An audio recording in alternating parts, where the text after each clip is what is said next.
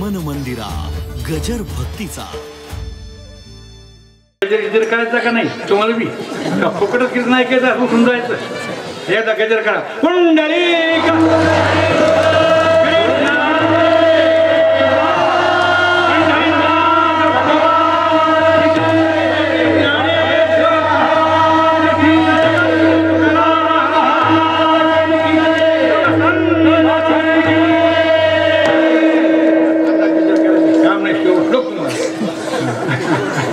गजर इतका चांगला केला आणि गजर करायचा असं कधी त्या दोनच नावाचा करायचा देवाच्या आणि संताच्या त्या दोनच नावाचा गजर करता देवाच्या आणि संताच्या कारण दोनच नावं घ्यासाठी आहेत कोणते एक देवाचं दुसरं संताचं तुम्ही म्हणता आमचं तुमचं अजिबात नाव घ्यायचं लागी नाही तुमच्या तोंडावर सांगतो तुमचं नाव आहे घ्यायचे लागी पण ते साखरेच्या दिवशी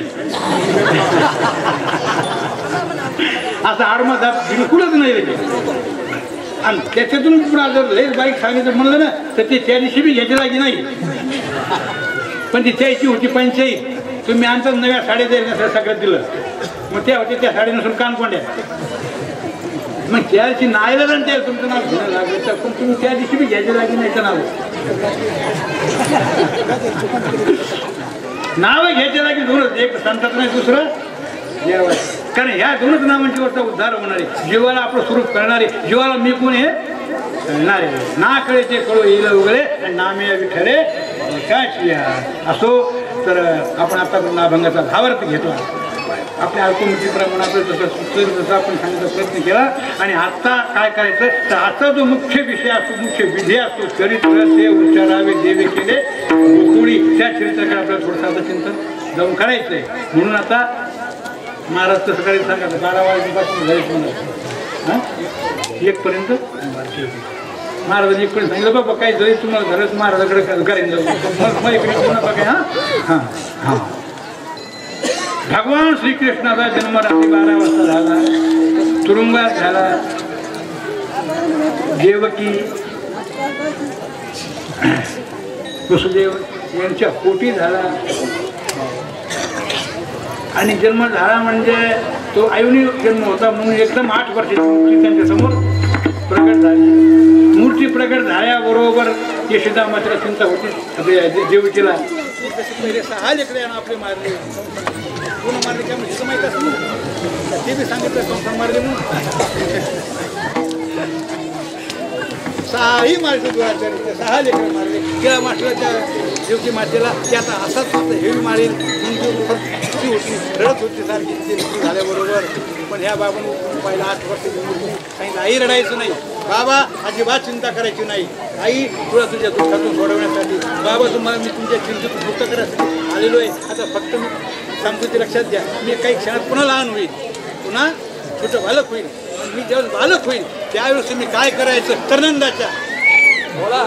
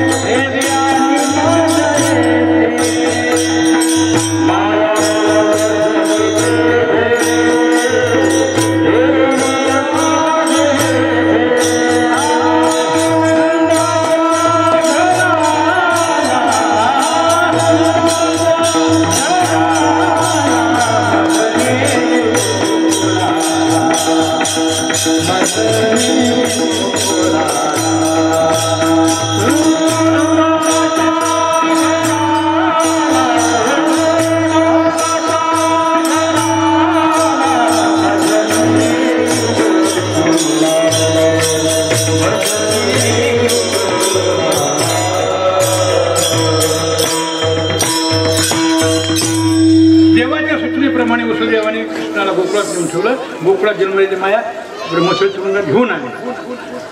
तिथं ठेवल्याच्या नंतर गोकुळात ठेवून भगवान श्रीकृष्णाला सकाळी गावात 5 वाजता पूर्वीचे लोक 4ला 3लाच उठायचे. 3-4 वाजता गाव जागा झालं सगळं गोकुळ आणि गावात चर्चा सुरू झाली. बायात बायाची एक बाई सगळ्या बायाला भेटायला बायाला सगळ्या सांगू लागली, गवळण सांगे गवळणीला पुत्र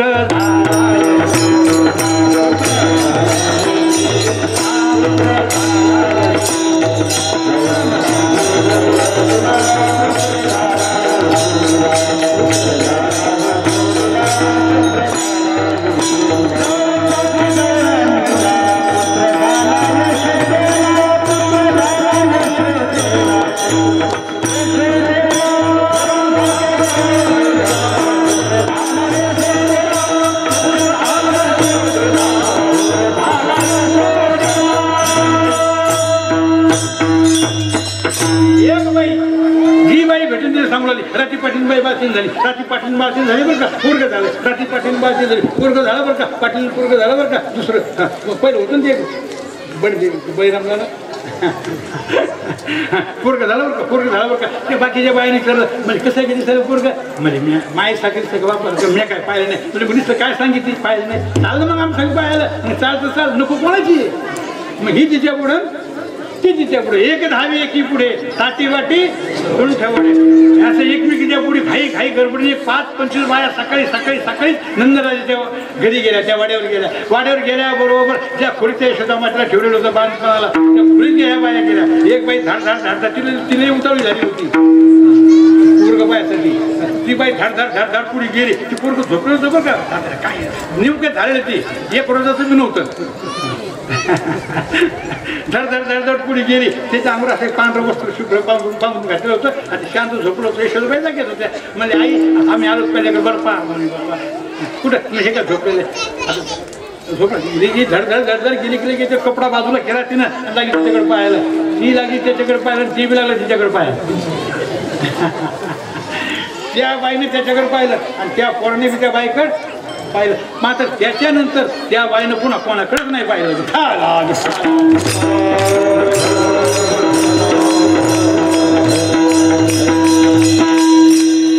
पुन्हा कोणाकडेच नाही.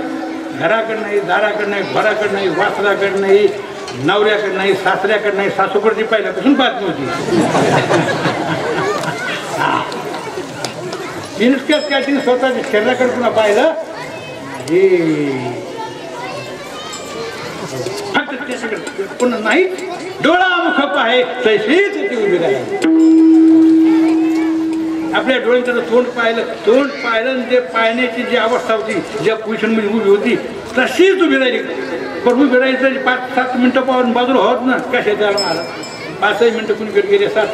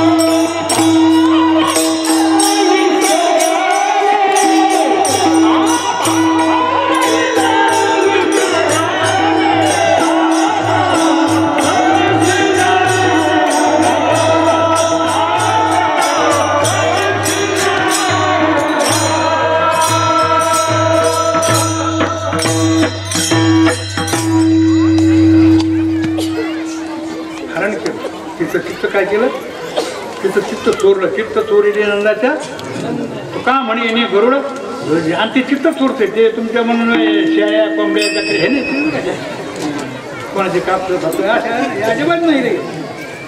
त्यानं चोऱ्या केल्या पण ह्या केल्या सावळे रुपडे चोरटे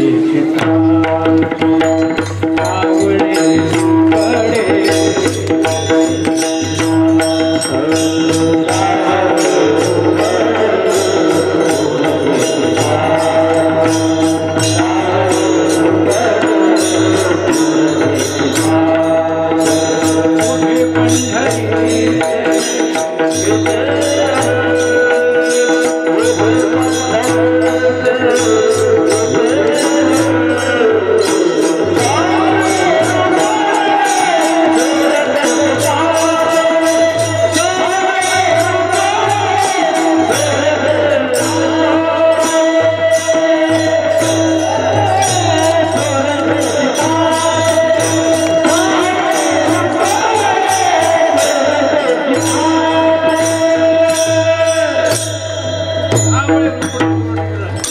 धारण केलं म्हणून धार वित्त विसरले तिच्या शरीराचाच विसर पडला मला काय केलं पण डोळा मुख पाहे तैसीच ती उभी राहील सारखं ते टक टक टक टक तोंडाकडे बोलवलं सारखं सारखं सारखं इकडे पाहिजे 10-15 मिनिटं गेले अर्धा घंटा गेला 2 घंटे गेले अहो बघ अख्खा एक पारक गेला भुके नाही तान नाही नेणे तान भुक नाही लाज अभिमान आणि विधिरे जनार्दनी देवकी नंदनू गे माय तहाने नाही लागली भूक नाही लागली लागली असली काळी बी नाही वेधिरे जनार्दनी देवकी नंदवणूक आहे माय वेधून घेतलं तिथं मन वेधून घेतलं महाराज बाकीच्या गोळी म्हणल्या ही रोप पाहते काय 4 गुंठ हीच पाहते आपलं काही चान्स देते का नाही मग दुसऱ्या बाकी मागून आले त्या लोटलं बाबा म्हणजे पाया हीच पाहत बसली बाकीच्या बायानं पाहिलं तर त्याचं बी तसंच झालं जायनं पाहिलं त्याचं झालं विधी आल्या बाळा नरनारी सगळा बाळा खिळत्या बाळा त्याही विसरल्या जायनं त्याला पाहिलं त्यानं पाहिलं म्हणून त्याला मग काय केलं त्यानं पाहिलं की आता पुन्हा कुणीकडे पाहायचं नाही असो असा त्या ठिकाणी आनंदीन झाला महाराज गोकुळच्या दुकान फार नाही मग त्या ठिकाणी कुठं झाल्यामुळं त्या गावचे जे पाटील होते मुख्य होते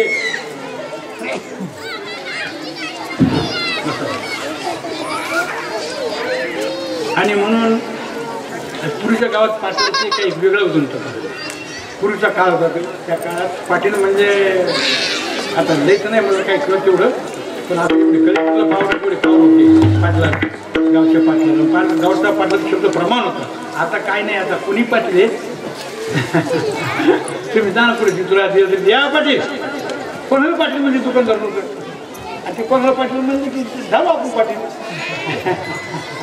जाऊ दे हां तर ते असं झाल्याच्या नंतर मग सगळ्या गोणीने पाहिल्याच्यानंतर सगळ्या गोणी तशा झाल्या आपापल्या घरी गेला मग त्या गावात पुत्र सुसाला गेला बुढिया तरुणी करती कथा गाती गाणी आनंद झाला गोकुळी आनंद प्रकटणे सुख निर्भराच्या नारी नरलोक का तर देवाला घरा नंदाची या गावा धन्य त्याच्या दैवा देवाने केवढं भाग्य कोणाचं आहे महाराज अहो भाग्यम नंद गोप ग्रजो कसाम यन्मित्रम काय महाराज सांगतो कारण मी सांगितलं हे आमचे वारकरी महाराज येते शिक्षण घेतलेले महाराज आणि मी एक ऐकून झालं महाराज त्याच्यामुळे मी काही संस्था घेतली नाही मी काही संस्कृत शिकलो नाही आणि ते कुणी कुणाला कोण टाकतो तेच मला हेच काही करणं गोष्ट मी त्याचं कधी हे काही नसतो ते जाऊ द्या मोठं भाग्य नंद भाग्यवान गाई भाग्यवान गोपाळ भाग्यवान ते गोकुळ भाग्यवान गवळी सगळे भाग्यवान महाराज मग काय त्या गावात सगळा आनंद सुरू झाला पण हा आनंद गोकुळ वाट्यांना लई दिवस या बाबांना भोग दिलाच नाही तुम्ही म्हणसाल का नाही भोग दिला हा बाबा रांगायला लागला एक बाबाची रांगायची सुरुवात जशी झाली तशी त्याने गावात चोऱ्या काही सुरुवात केली असं तळवे तळात डाव्या गुडघ्यानं म्हणजे चालता येत पण होतं तो चालत बी नव्हता रांगता डाव्या गुडघ्याने रंगणी रंगणात तो मी ते केला आपल्याबरोबर मी सांगितलं तो टीम गोळा केली आणि गावात त्यानं चोऱ्या करायला सुरुवात केली त्याकरता दूध खायचं त्याकरता दूध खायचं दुसऱ्या याकरता दही त्याकरता हे अमुक रोज सुरू झालं ते एक रोज असलं 2 रोज असलं मग सोडून देईल पण ते अख्खं गाव आणि त्याच्यात घरोघर चोऱ्या आता तुम्हाला कसं वारून रोज जागली करायला लागतं तर रुई रानडुकरं अजून काय काय असेल ते तसे पुरं रोज संध्याकाळी भाकरी बिकरी खाल्ल्या एकदा पुढे गेल्या खाल्ल्या की निघल्या गावात नाही दूध खाय फुकत ना मग त्या गवळणी अशा जागाच्या कोण एका जणांना नाही सापडायची तया योगी ध्याती जया कारण हे ह्या बायाने प्रकारासाठी प्रयत्न केले पण ते सापडत ना मला आणि सापडतो का तो योगी अशी ध्यानी जाताना लवकर सापडतच नाही महाराज मग काय करू सापडत नाही, चोऱ्याही करतो आणि कराव काय नाही. एक जण बाई होती म्हणजे काय करा तुम्ही चला माझ्या सांगा, त्याच्या माईला सांगू आपण. बापापुढे जायचं आपल्याला नाही, पण आपल्या बायला काय घोरे बोलायला. मग ती बाई मी थाळी सांगितली ती थोडी बाई तीच होती. आणि ती बाई अशी होती ती म्हणजे बाईच नव्हती, ती फक्त ती बाई होती म्हणायला, पण ती गोस होता तो. ती तिच्या नावाची जाळ सुधीत नव्हती, तर बाकीचं काय गावात आलं. मग ती म्हणजे पाठीण असेल तिच्या घरची असेल, तुम्ही फक्त माझ्या संग चालता का. बाकीच्या बाया तिच्या माग काय बरे आपल्याला घ्या बाकीच्या बाया. गाराने सांगाया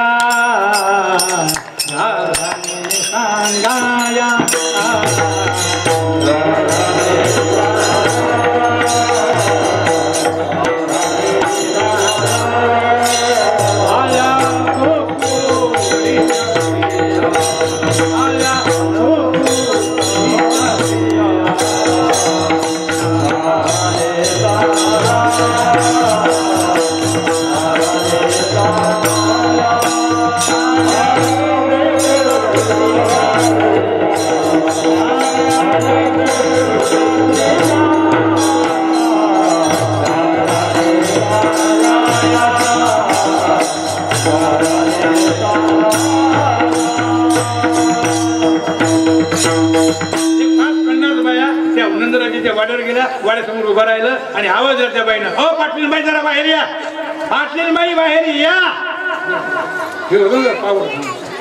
मी सांगितलं ती बाई निवडून आली होती पुन्हा जिल्हा परिषदेला.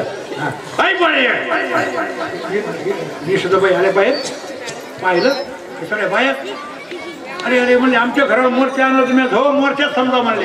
अरे पण मोर्चा कशाबद्दल आहे, काय तुमचं म्हणणं आहे, काय तुमच्या म्हणजे मागायचं काहीच नाही, फक्त आमचं म्हणणं आहे का म्हणजे. मग आणायला सांगा ना, मग विचारा म्हणजे मी की केलं एक विचारा सुरुवात केली. हे सांग बरोबर तू आधी तूच सांग काय तू म्हणणं सांग. तिने केलं सांगा सुरुवात. येणे माझे गवाड उघडी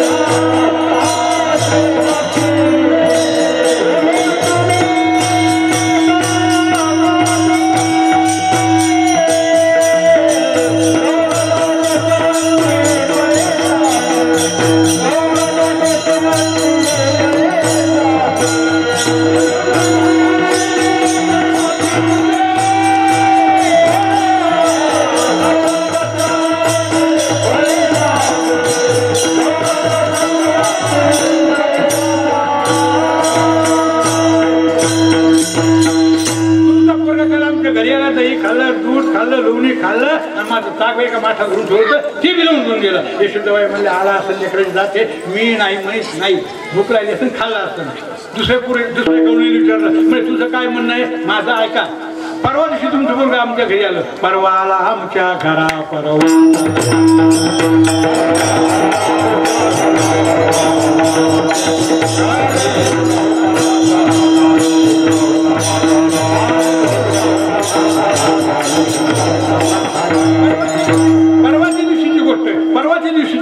परवाच्या दिवशी आमच्या घरी आला, रात्री 12 वाजता आला. आमचं मथारीची बाग, मथारीची म्हणजे कळलं का नाही कळलं, सासऱ्याची आमचे म्हातारं म्हणजे आता तसं म्हातारं याची देखील नाही दिसत मला. म्हातारं होते ते असं म्हातारं होतं महाराज, डोळे होते ते दिसत नव्हतं, कानान काही ऐकत नव्हतं, पायाला तितकं पण चालता येत, हातानं तांबे धरता येत. ते म्हातारं म्हणजे थोडक्यात काहीच कामाचं नव्हतं, ते फक्त एकाच कामाचं होतं, मसनवाटीत नेऊन फुकायच्या. पण ती मेलं नव्हतं म्हणून ठुलं होतं, नाही ती फेजच लागली नव्हतं ती. तर त्याची बाब म्हणजे आम्ही अन्न टाकून दिली, मग झोपलेला गाठ झोप लागलेली आणि आम्ही दोघं जण करत होतो. आम्ही दोघं जण तेच कळलं की ते सांगायचं सोडून ते कळलं. आम्ही दोघं जण घरात झोपलेलो, मग आमच्या मोठ्याची जबाबदारी टाकलेली. रात्री 12 वाजता तुमचं पोरगं आलं, घरात गेलं, काय खायचं असेल ते खाल्लं आणि ते ताक होतं मी घरी ठेवलेलं एका कोऱ्या माठामध्ये. ते ताक 15-16 लिटरचं माठ येतो अन्नदारी आणि पाहिलं. आता आमचं मोठं पहिलंच माळ घालत नव्हतं, लय मार त्याला म्हणले ते माळ घालजा गण लावजा, माळ घालजा गण लावजा, माळ घालजा गण लावजा. पण मथरला यार काही जुन्या काळातलं ते कोणी मारला तर उडीसासाठी कशाला पाठवता. ते म्हातारे काय म्हणायचं ते कोण्या मारायचं की महाराजाचं उडीसासाठी कशाला पाठवता. तर ते दारियाला पाहते घेऊन आणि पाहिलं, अरे ही जागा आहे म्हणजे गंधाची, याने गण नाही लावला. मग घेऊन टाकाचा डेरा फोडेला, डेरा दारी आणला टाकाचा आणि ज्या गंधाची जागा आहे का असा जोरात त्याचा हाताळा. अरे डेरा राहील कसा राहील बरं तुम्ही सांगा. त्यात जे खापड चौकट गेले ते जे ताक होतं ते सगळं ताक म्हाताऱ्याच्या नाकात, काही नाकात, काही तोंडात, काही कानात. म्हातारं मग आडवून उठलं, बासरून उठलं आणि मिलो रे बापा, मिलो रे बापा, वाचवा रे बापा, वाचवा, मिलो मिलो, भूत आलं. त्याचा काल ऐकला आम्ही दोघं जण बाई तशी जात होत. मी म्हणलं काय झालं मामा, मामाच म्हणून सासलेलं नाही तर कारभारी आपण गेले 5-50 कोसाडले नाही तर मी पाकिस्तानातलं मी हिंदुस्थानातलं म्हणून. हां पण काय काय झालं कारभारी मामा, बाई पाहिनं भूतान कसं केलं, मला भूतान कसं केलं. आता मी म्हणलं आता भूत आपल्या सप्त्यात हाय तो येतच नाही. सप्त्यात काय सांगा पण सध्या नाही भूत पाहिलं.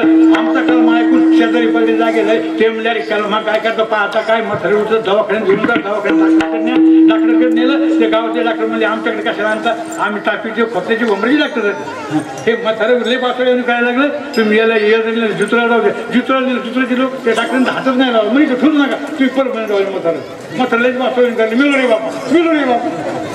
परभणीत गेलं, परभणीचे डॉक्टर म्हणले आम्ही 90-95 म्हातारं तुम्ही इतकी रिस्क करून घ्या, पुन्हा तुम्ही म्हणता तुम्हीच आमचं म्हातारं मला द्या भरून. ते परभणी डॉक्टर म्हणजे तुम्हाला म्हणजे म्हातारं पाहिजे असलं ते थेट म्हणे तुम्ही घाटीत जाऊ द्या बरं. तिथून दुसरी काय केली, म्हातारं घाटीत नेलं. 8 रोज म्हातारं घाटीत ठेवलं, पण तिथं ठोका म्हातारं मिळू रे बाबा. ट्रीटमेंट सगळी फुकट, त्याला मेडिकल फक्त भरून होतं. म्हातारं जसं तसंच म्हणजे घाटीचे डॉक्टर कदरले ते म्हणजे तुम्हाला म्हातारं जर पाहिजे असलं पण ते म्हातारं मरण नाही मारता नाही ना, सगळं सोयाबीन इकडून त्याला लावलं तरी म्हातारं तसंच पहिलं त्यांना कमी झालेलं. मग ते घाटीतले डॉक्टर म्हणले तुम्हाला म्हातारं जर पाहिजे असलं तर तुम्ही मुंबईशिवाय थांबूच नका. मग तिथून म्हातारं मुंबईत जे हॉस्पिटलला तिथं म्हातारं 15 दिवसापासून पण तिथं म्हणतो मिळू रे बापा. असं म्हणजे तुमच्या पोरानं आम्हाला 5 लाखानं आमचं घर दिवसा झालं. हा यशोदाबाई मला काय लेकरी जाते हाय जरा सगळं आमचं बोलतो खोडकर अहो जरा सगळे काय खोडकर आहे आमचं 5 लाखानं घर गेलं आणि दुसरा ढावळ्या. हां बरं झालं अजून आता एखाद्या दुसऱ्या एका पुढे चालत म्हणले बाई तुझं काय झालं सांग. ती म्हणली आता बाई मग अजून काही झालं नाही पण 4-2 रोजात होते. ती गळून काय मी दुसरी पोरगी ती म्हणली आता बाई अजून माझं काही झालं पण 4-2 दिवसाच्या आत बाहेर काहीतरी अगं म्हणजे असं काय असायचं जरा मोकळं सांगायचं काय कोणी माणसं थोडीच आपण बाहेर पाहिजे सगळं.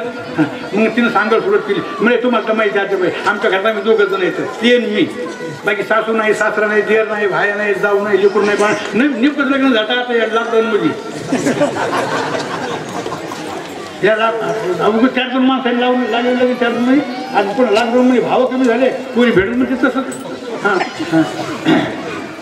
लग्न झाले नेमकं घरात पुन्हा 2 जण आणि 2 जण पुन्हा नोकरीवर नशीब चांगलं विचारायचं नोकरीवर भेटलं तलाठी वगैरे तुम्ही मला सांगता तलाठी वगैरे होते मीच फेरफार केली 1-2 हातानं तिथं नवरा तलाठी आता तलाठी असल्यामुळे कुठं राहायचं जिंतूर ते कुठं राहायचं तिथं नवरा जिंतूर मी तलाठी म्हणलं त्याचे काम असते ना 7 बाला 8 12 किती काय बरं 12 टू याचं काम म्हणून त्यांना सांगून सुद्धा दिलं पाहिजे तुला त्या पा तुम्ही आता घरी काही स्वयंपाक गिरपाक करून आपलं माझी वाट बसायचं नाही खुशाल घेऊन घ्यायचं खाऊन पिऊन खुशाल झोपायचं मग ते कामाची गाडी मी आटत जाईन खा जाईन पे जाईन आणि मला जसा टाइम भेटेल तसा मी येत जाईन मग त्यांनी एकदा सांगून दिलं मग संध्याकाळी मी आपलं स्वयंपाक पण घेतलं असते ते आता थंडी माझं मी जेवत असेल झोपत असते अशी एक दिवस जेवण करून झोपले रात्री 12 वाजता लाईट गेली मग जाग आली आणि पाहिलं तर मालक अंधारात बसले मी म्हणलं का हो रात्री अंधारात बसले आपल्या घरात लाईट नाही पण दिवा नाही का पेंदिल नाही का टार्च नाही का इलेक्ट्रिक आहे तुम्ही लावायचं नाही खरं तरी काहीच नाही बोलले रागा मी सुटले गेले दिवा आणला टेबलवर ठेवला आणि पलंगावर बसले पाहिलं तर पलंगावर आमचे मालकच नव्हते पलंगावर आता तुमचा पोरगा बसलेला आणि ते बी पुन्हा क्रिस्टल उडीत मी म्हणलं अरे बाबा रात्रीचे 12 वाजले तू इथं आला तू आलाच कसा तो म्हणला मोठण होतीच का तू मी कसा काही पण आलोच का नाही अरे तुला काय आमंत्रण होतं का मी ये म्हणले होते काय भानगड अरे तुला कळता का येड्या म्हणजे मला काय नाही पण तू सांग ना काय येतं अरे काय सांगायचं आता 12 वाजले 12:30 वाजले त्या बुवाची टाईम झाली याची कोणत्या बुवाची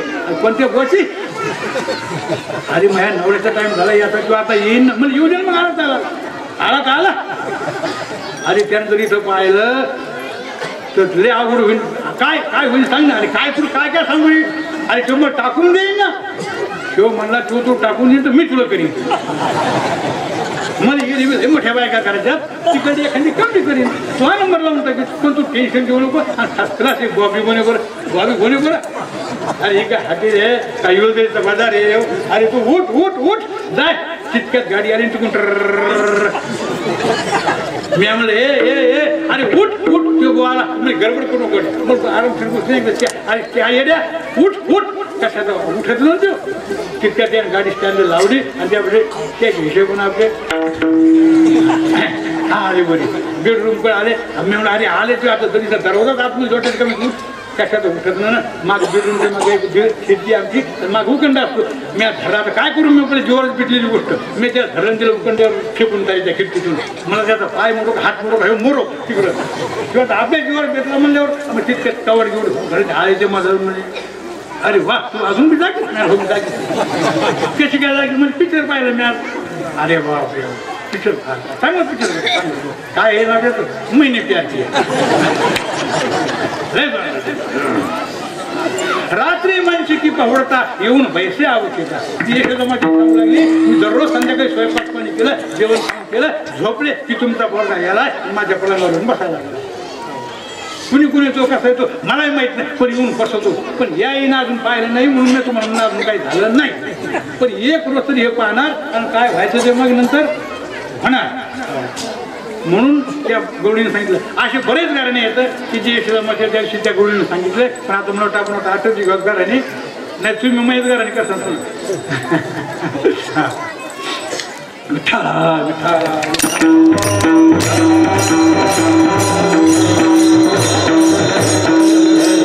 यशोदामाच्या त्या गवळीने सांगितलं तुम्ही आता घरात जातो आपल्या उद्यापासून तुम्हाला संधी नाही देणार मी तक्रार करण्याची घराणे करण्याची माझ्या पुढे काय सांगायचं मी नीट सांगते तुम्ही निघून जा त्या सगळ्या गवळीने काढून दिल्या घराला आपापल्या आणि यशोदाबाईने कृष्णाला बोलावून घेतलं आणि त्याला सांगितलं कृष्णा लक्षात ठेव कृष्णा तुला मी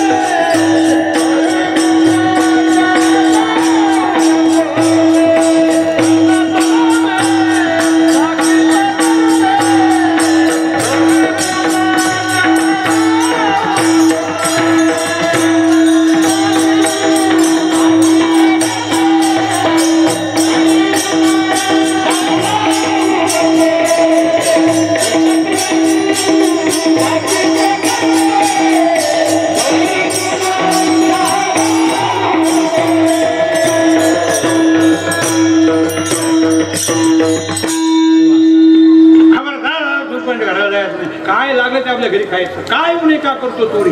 काय काय नाही रे आपल्या घरी. दही आहे, दूध आहे, लोणी आहे, तूप आहे. तुला जे पाहिजे ते घरच्या घरी खाय ना. बाहेर कशा जात असतोस तू?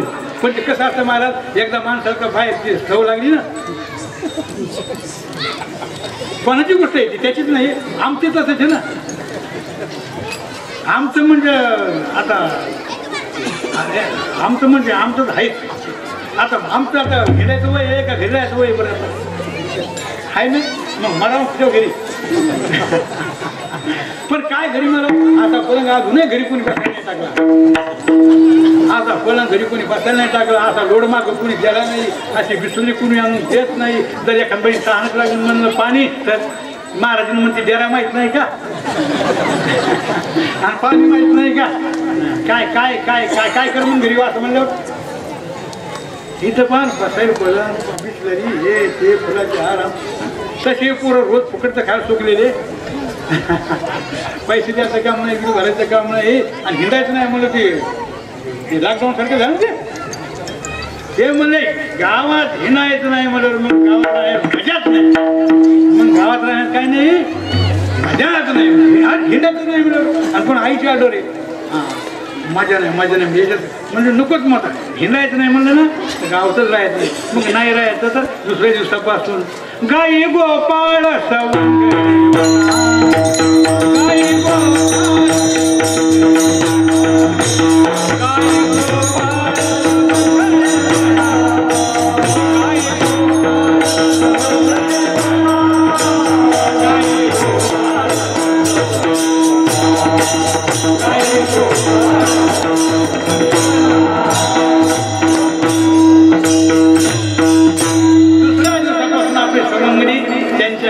यांच्या गाई दररोज वृंदावनात जाऊ लागल्या. मग त्या ठिकाणी गाई दिवस भर चालायचं. नाना प्रकारचे खेळ खेळायचे. हा मामा होतो तू होंबरी पुढे लगोरी. कधी कधी खेळ खेळता खेळता मनुष्य जर होतं ना बोर, कधी दिवस जर बोर झाल्यासारखा झाला सुस्ती आल्यासारखी जर त्याला वाटली तर त्यानं आपल्या समोरची बाटली काढायची. त्या खाली झाडाची सावली पाहायची आणि झाडीच्या सावलीला उभं राहून बासरी वाजायला सुरुवात करायची. तो वेणू ती वासरी वाजायला लागल्याच्या नंतर महाराज ती वासरी म्हणजे वासरीच होती. जशी बिस्मिल्ला खानची शेणी होती का जगप्रसिद्ध, तशी ती वासरी होती. ती तर जगप्रसिद्ध होती. ही तर तिने लोकप्रसिद्ध होती. त्या बासरीचा आवाज स्वर्गात जात होता. स्वर्गातून देव होती बासरी ऐकायला. देव विमानी बसली स्तुती गाती.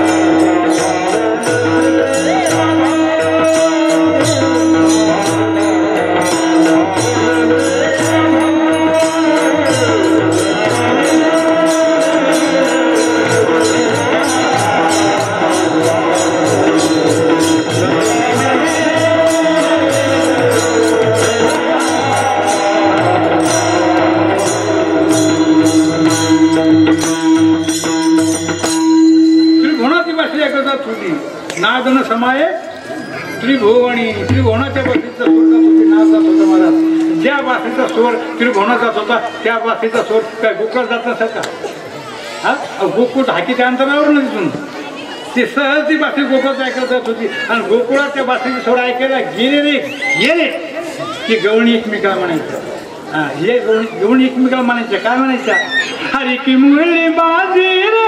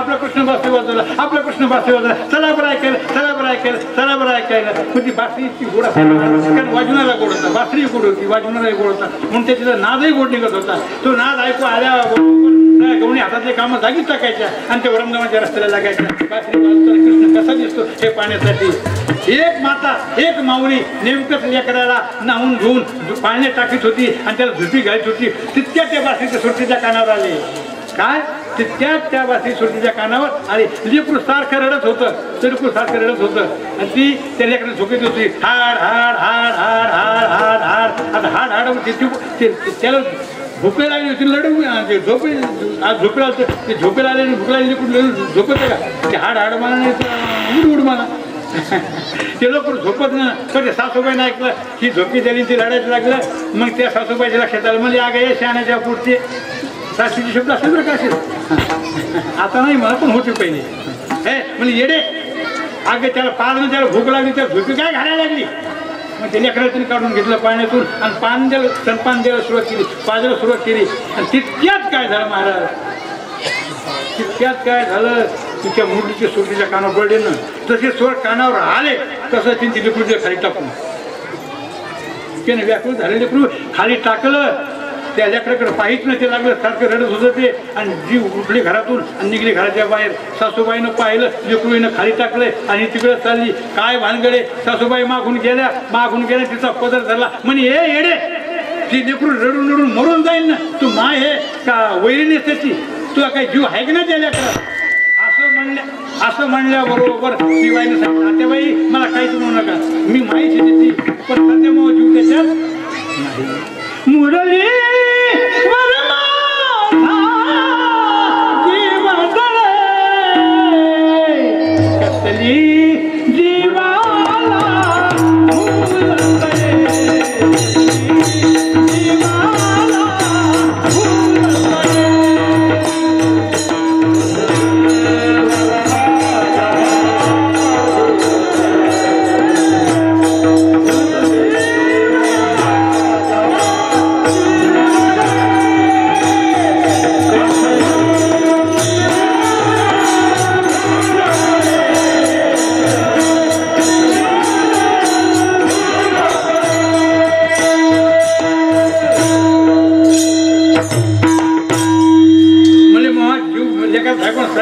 मुरलीमध्ये म्हणून आता मग तुम्ही अडू नका मला जाऊ द्या. गेली महाराज सगळ्या गवणी गेल्या वृंदावनात पाहायला देखील गे माये येऊन शेतरी हात खांद्यावरी जेवढा चरणी वाजवी तो वेणू गोपिका रमणू स्वामी माझा भगवंताला पाहिलं गोळणीने इकडे दुपारचे 12 वाजले 12:30 एक वाजत हिशोबाला होता गोपाळी खेळून खेळून जमले होते गाई चढून चढून जमले होते गाईला पाणी पाजलं सावली बसवलं आणि त्याला भुका लागल्या होत्या म्हणून देव सगळे गोपाळ आले देव म्हणजे सांगितलं देवा म्हणजे आता बस झाला खेळ आता आम्हाला भुका लागल्या तर आता आपण जेवण करू कारण भुकीची वेळ झाली देव म्हणजे भुका लागल्या तर तुम्हाला जायला सोडते मला बी लागल्या तर तुम्हाला का भूक लागत नाही का आता मग घर हे दार हे बायकात मी आणि सांगितलं पोर आहे मग का भुकत नाही का काय मग अरे तुमच्या प्रमाणात बदलच काय रे तुम्ही जीवन मी देऊ तुम्ही जीवन मी फक्त शब्दाचा बदल आहे का स्वरूपाचा बदल आहे काही नाही शब्दात बदल आहे का स्वरूपात बदल आहे काही फक्त शब्दाचा बदल आहे तुम्हाला जीव म्हणते तुम्हाला लोक जीव म्हणतात आणि तुम्हाला लोक म्हणतात मी तुम्ही स्वतः जीव समजता म्हणून म्हणतात वास्तविक जीव घे खोटा नागावी संदेह जीवाच्या स्वरूपाचा जर विचार केला महाराज तर जीवाचं स्वरूप देवाच्या स्वरूपावर तीळ भरही हे किंचितही वेगळं नाही आणि देवही तुमच्या स्वरूपाने वेगळा नाही तुका म्हणे वेगळा नव्हे अरे हा भोवे देव कशावरच वेगळा नाही आणि काही देवानं वेगळं नाही याचं नाव हे काळा विठाला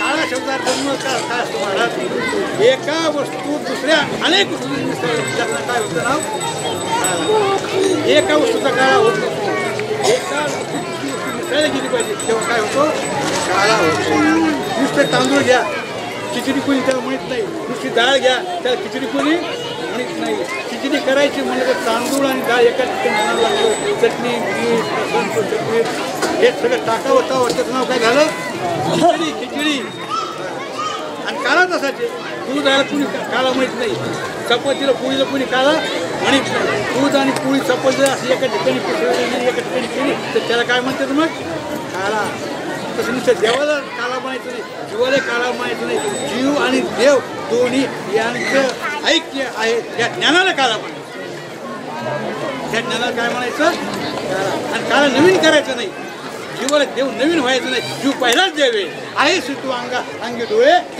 तुम्ही देवच येतं तुम्ही स्वतः जीव समजेल हे अज्ञान आपले अज्ञान असणं दोष नाही पण अज्ञान न घालून हा दोष आहे अज्ञान असतोच नाही व्यापकच येते पण ते न घालून हा दोष आहे म्हणून आपल्याला आपण कोणी हेच माहीत नाही जे माहीत नाही ते आपण येतं जे माहीत आहे ते आपण नाही बस एक इतकं ध्यान जे माहीत नाही आपलं ते आपण ऐकलं आणि जे माहीत आहे ते आपण नाही काय माहिती तुम्हाला 2 मिनिटं तुम्हाला काय माहिती आहे मी बबन महाराज मी हांडीचा आहे मी जापवंजारी आहे हेच माहिती ना पण हे माहिती ते मी नाहीच करू पाय डोळा परदेशी नाही कोण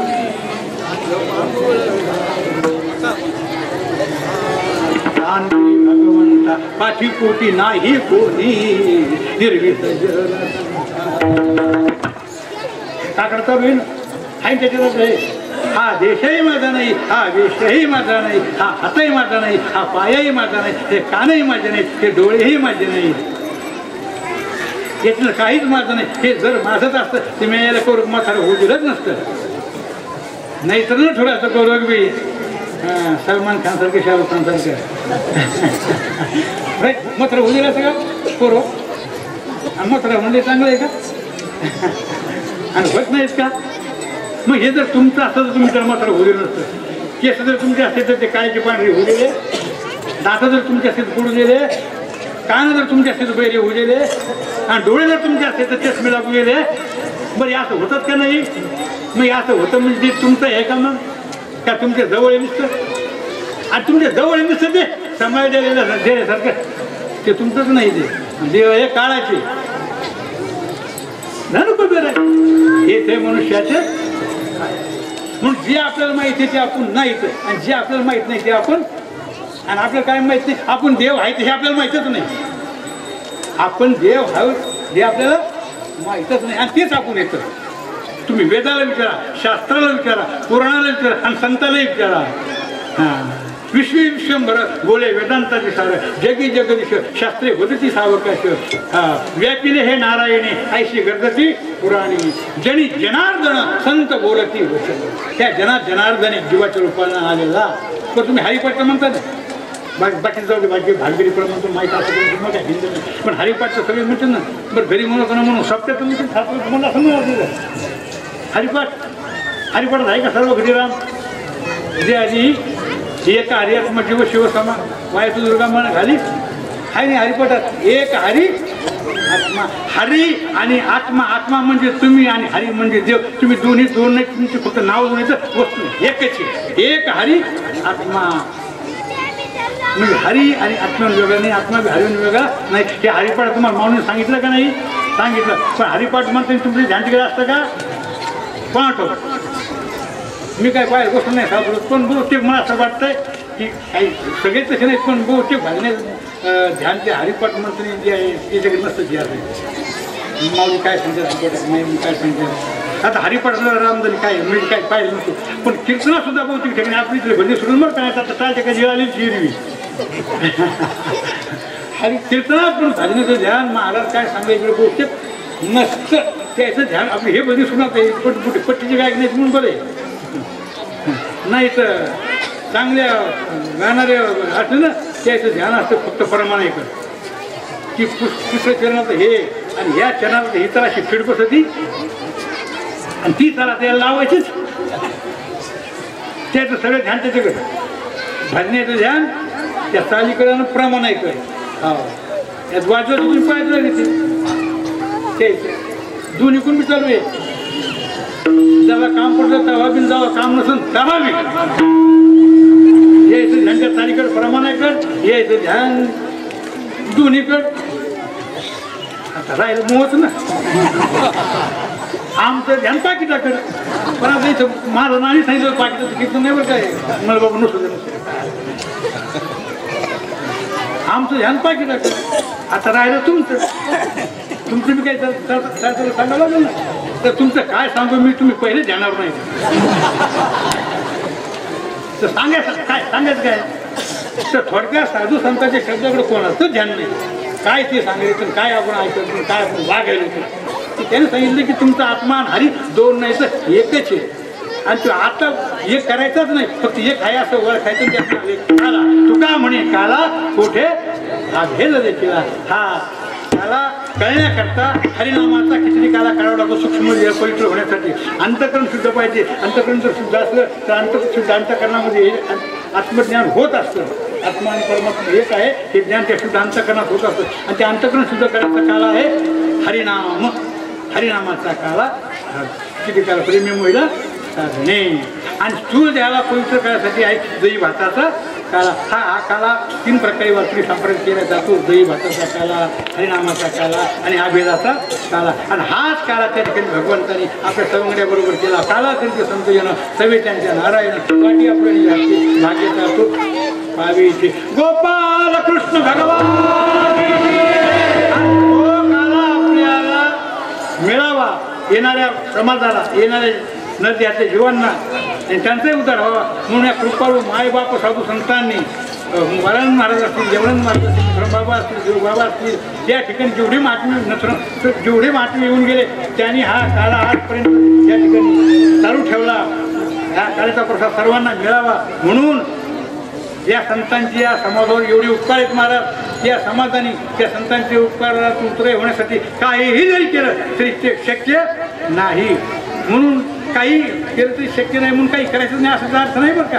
फक्त तुम्हाला एक करता येतं, त्यांचं वेळोवेळी स्मरण करता येतं, त्यांचं भजन करता येतं, त्यांची आठवण करता येते. ज्ञानेश्वर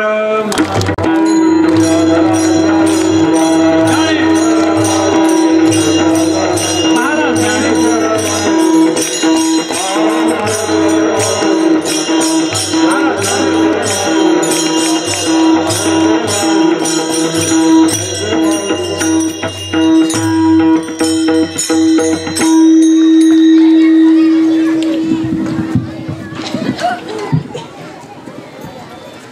विठ्ठल रुक्मिणीच्या कृपेने गुरुदेव माधवराव महाराज कुंबळेकरांच्या आशीर्वादाने तुम्हा सर्व जनता जनार्दनाच्या सहकार्याने चालू असलेला आपला निष्काम अखंड हरिनाम सप्ताह आणि आज या सप्ताहातील काल्याचा दिवस गुरुदेव नथुराम बाबा असते तर आजचा काला बाबाचा झाला असता.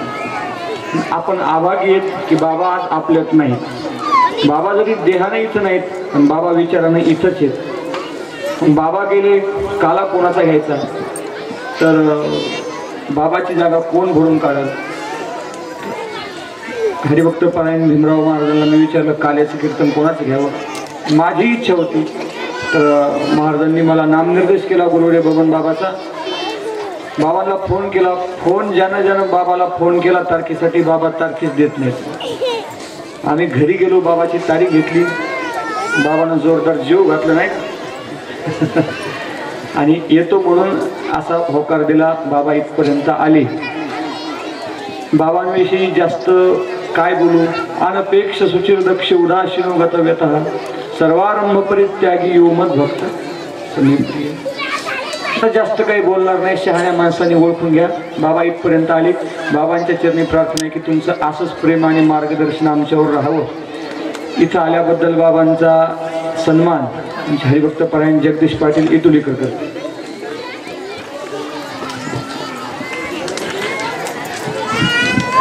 या ठिकाणी आपल्याला आशीर्वाद देण्याकरिता मैनापुरी मठाचे शिवपुरी टंचनपुरी बरोबर आहे ना टंचनपुरी बाबा आले आहेत. त्यांचाही सन्मान हरिभक्त परायण जगदीश पाटील इटुलीकर करते.